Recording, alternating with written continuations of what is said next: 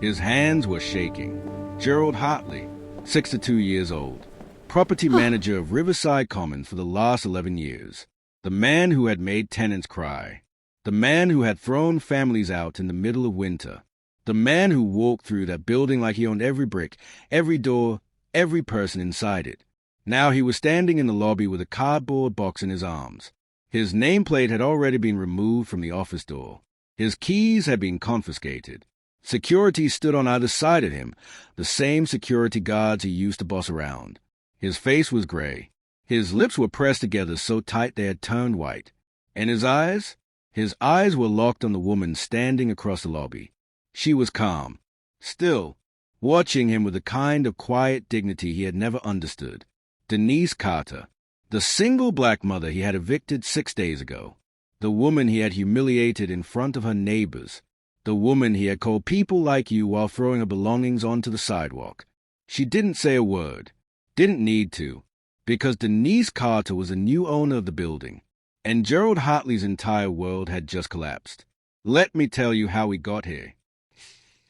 1 week earlier, Riverside Commons was a modest apartment building on the east side of the city. 12 units. Working-class families. People who paid their rent on time and kept their heads down. And Denise Carter had lived there for 7 years. Apartment 4B. 2 bedrooms. Nothing fancy. But she had made it a home. There were photos on the walls. Her daughter Maya every age, from kindergarten to high school senior. There were plants on the windowsill that Denise talked to every morning. There was a small kitchen table where she and Maya did homework together, ate dinner together, dreamed together. Denise worked 2 jobs. During the day, she was a home health aide for elderly clients across the city. At night, 3 times a week, she cleaned offices downtown. She was tired, always tired, but she never complained, because everything she did was for Maya. Maya was 17, senior year, straight A's, already accepted to 3 universities with scholarship offers.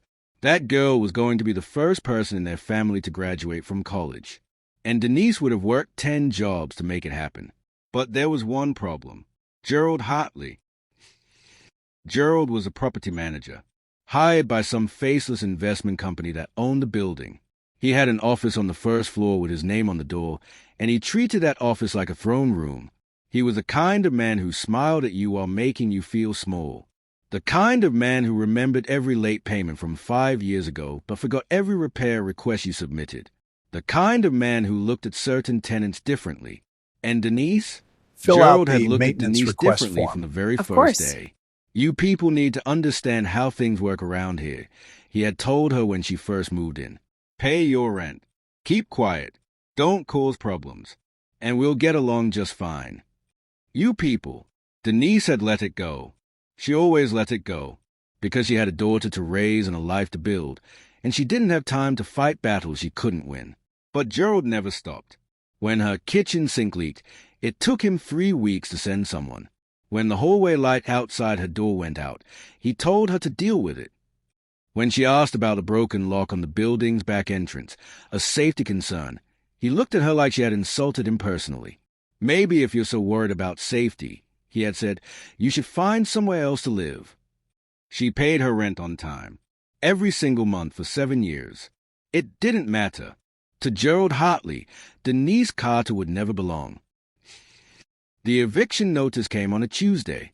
Denise had just gotten home from her second job. It was after 11 at night. Her feet ached. Her back ached. All she wanted was to sit down for 5 minutes before Maya got home from her evening study group.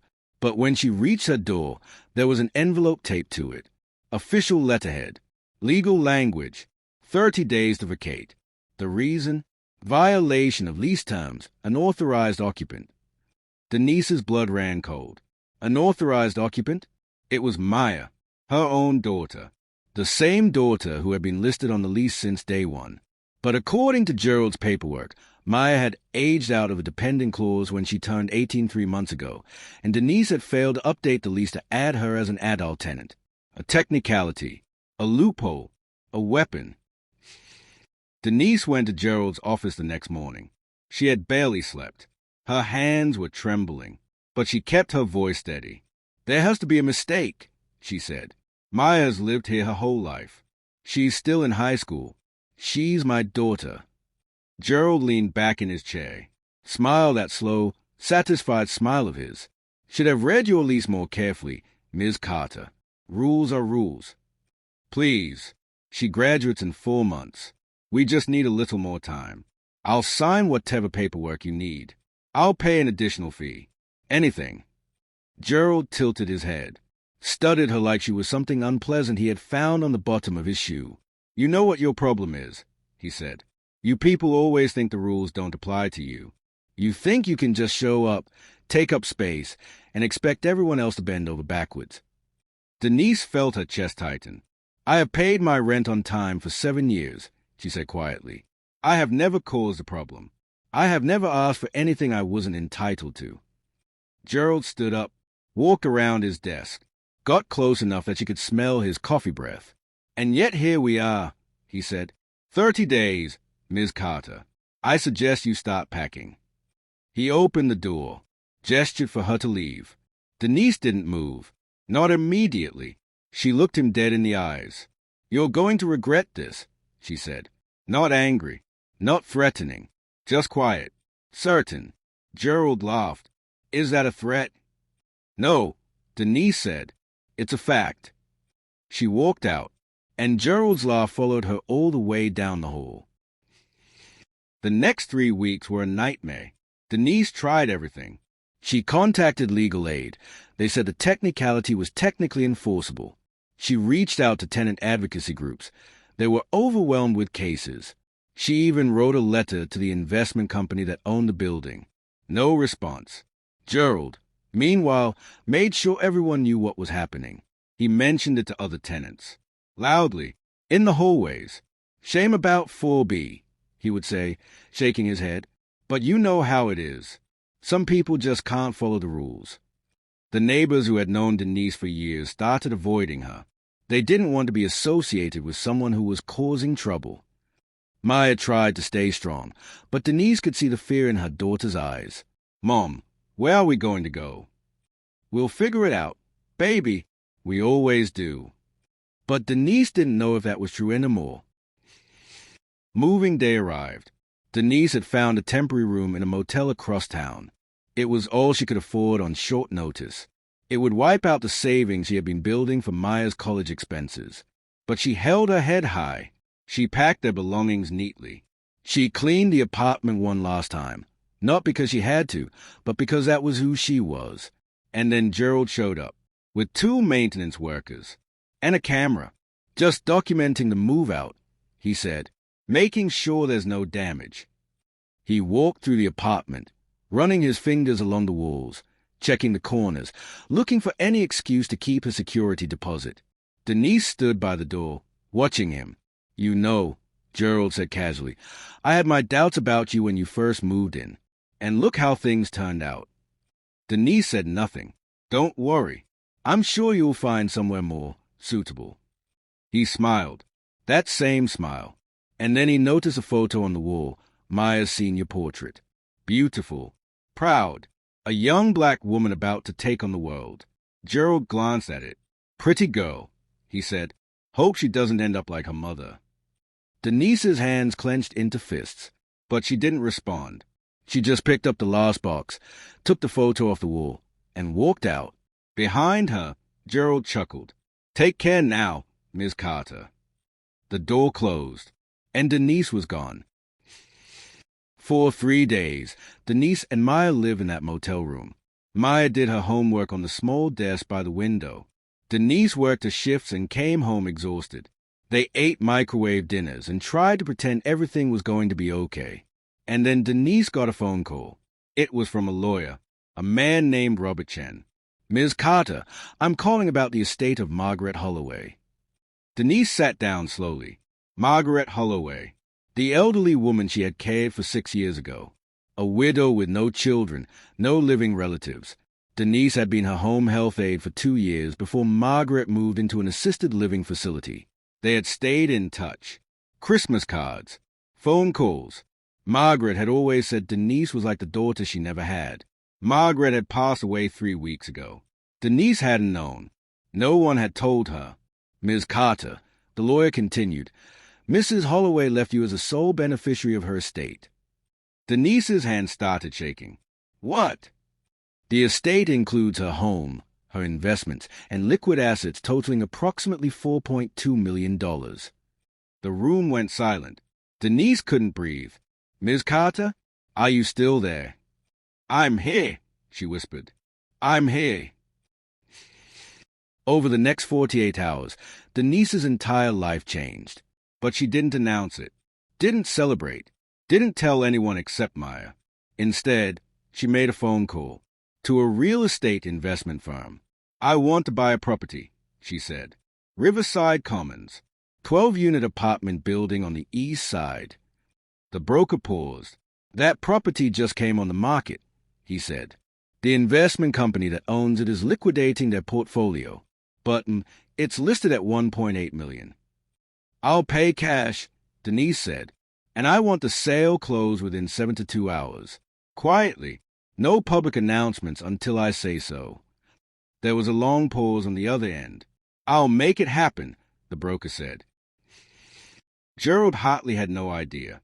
He went about his week like nothing had changed, bullied a few tenants, ignored a few repair requests, started interviewing potential renters for apartment 4B, Denise's old apartment. And then Friday came.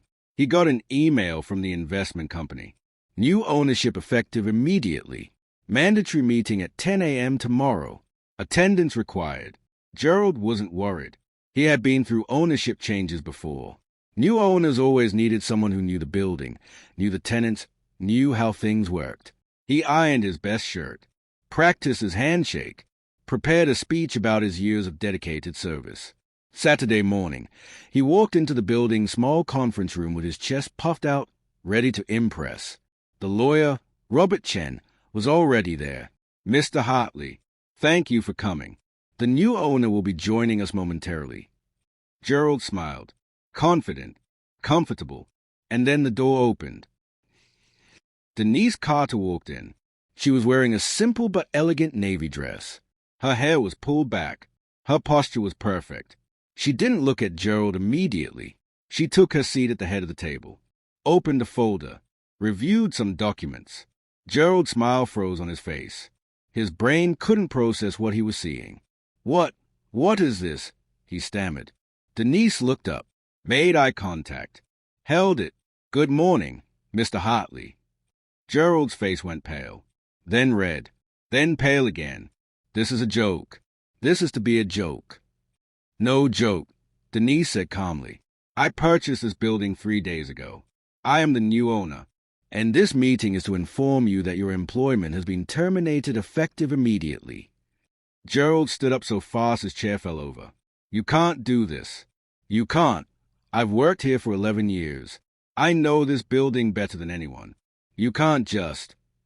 I can, Denise said, and She slid a document across the table. This is a summary of tenant complaints filed against you over the past decade. Harassment, discrimination, failure to address safety concerns. 17 formal complaints, all documented, all ignored by the previous owners. Gerald's mouth opened and closed. No words came out. I also have statement from 6 current tenants describing your behavior toward them, the language you used, the threats you made, the way you targeted families who looked a certain way. Denise stood up. You called me you people. You told me I didn't belong here. You threw me out of my home over a technicality that you manufactured because you wanted me gone. She walked around the table, stood directly in front of him. Do you remember what I told you in your office? That you were going to regret this. Gerald's lip trembled. Denise leaned in close. I don't make threats, Mr. Hartley. I make promises. She straightened up, turned to the lawyer. Please have security escort Mr. Hartley out. He has 15 minutes to collect his personal belongings. And that's how we got here. Gerald Hartley, standing in the lobby, cardboard box in his arms. Security guards on either side. His nameplate was already gone. His keys had been taken. The office he had ruled for 11 years was no longer his. And across the lobby stood Denise. Not gloating, not smirking, just standing there, calm, still, dignified. Gerald looked at her one last time. You think you won, he spat. You think this changes anything? Denise tilted her head slightly. I think you should start packing, Mr. Hartley. The exact words he had said to her 3 weeks ago. But now they meant something completely different. Gerald's face crumbled. He had nothing left to say. He turned and walked out the front door. And he never came back. That afternoon, Denise held a meeting with all the tenants. She told them that Riverside Commons was under new management, that maintenance requests would be addressed within 48 hours, that no one would be evicted over technicalities, that this building was going to be a home again. Mrs. Patterson from 2A started crying. Mr. and Mrs. Okonkwo from 3C hugged each other. Young Marcus from 5A, who had been 3 months behind on rent and terrified of being thrown out, broke down when Denise told him they would work out a payment plan together. Why are you doing this? He asked. You don't even know us. Denise smiled. I know exactly what it feels like to be one bad month away from losing everything. I know what it's like to be treated like you don't matter. And I know that a little grace can change someone's entire life. She looked around the room. Someone showed me grace when I least expected it. I'm just passing it on. That evening, Denise walked into apartment 4B, her old apartment, still empty, still smelling faintly of the cleaning product she had used before she left. Maya was with her. They stood in the living room, looked at the walls where the photos used to hang, the windowsill where the plants used to sit. Are we moving back in? Maya asked. Denise shook her head slowly. No, baby, we're going to find somewhere new, somewhere with more space, somewhere that's just for us. She paused. But this apartment, this one I'm going to keep available for the next single mother who needs a chance. Someone like me. Maya hugged her mother. Tight. The kind of hug that said everything words couldn't. 1 month later, Gerald Hartley applied for a property management job across town.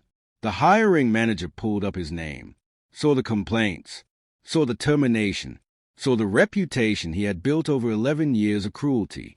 The interview lasted 4 minutes. He didn't get the job, or the next one, or the one after that. Somewhere out there, Gerald Hartley was learning the same lesson Denise had always known. How you treat people matters.